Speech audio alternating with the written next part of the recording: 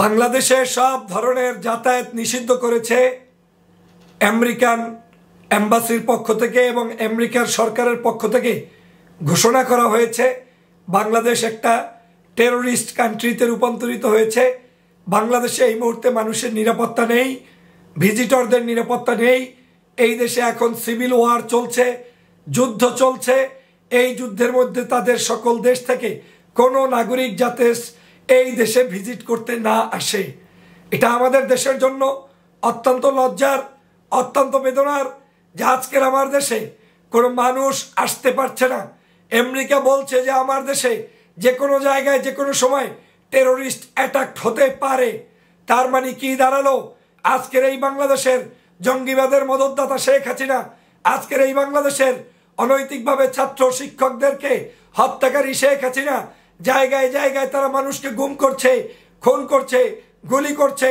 সে কারণে আজকের আমেরিকা এই দেশে তাদের নাগরিকদের যাতায়াত নিষিদ্ধ করেছে, তাদেরকে ওয়ার্নিং দিয়েছে, তাদেরকে জানিয়ে দিয়েছে যে এই দেশে গেলে নিরাপদে ফিরতে তুমি নাও পারো, এই দেশে এখন তোমার আসা ঠিক হবে না। অতএব আপনি বুঝুন যে বাংলাদেশের আজকের কঠিন পরিস্থিতি কোথায় গিয়ে দাঁড়িয়েছে।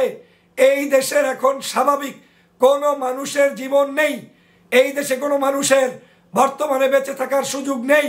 প্রত্যেকটি জনপদে আজকের মানুষদেরকে মেরে মেরে গুলি করে করে ড্রেনের পাশে ফেলে দিচ্ছে, রাস্তার পাশে ফেলে দিচ্ছে, ইন্টারনেট বন্ধ করেছে। এগুলোও পর্যন্ত আমেরিকা উল্লেখ করে বলেছে। এখানে এখন কোথাও আমেরিকার তথ্য অনুযায়ী ইন্টারনেট নাই, যাতায়াতে সেফ না, যে কোনো জায়গায় টেরোরিস্টদের আক্রমণ হতে পারে।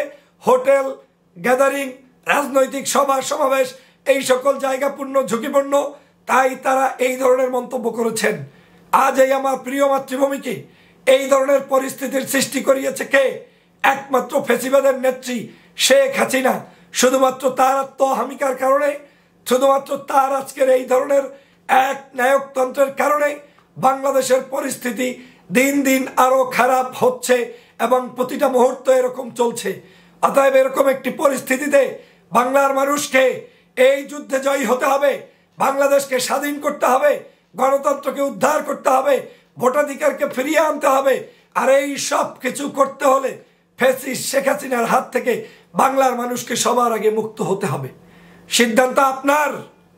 আপনি কি আমেরিকার মতো তারা যেভাবে তার নাগরিককে সুরক্ষা দিচ্ছে, আপনি আপনার নাগরিক আপনার দেশকে সুরক্ষা দিতে চান কিনা?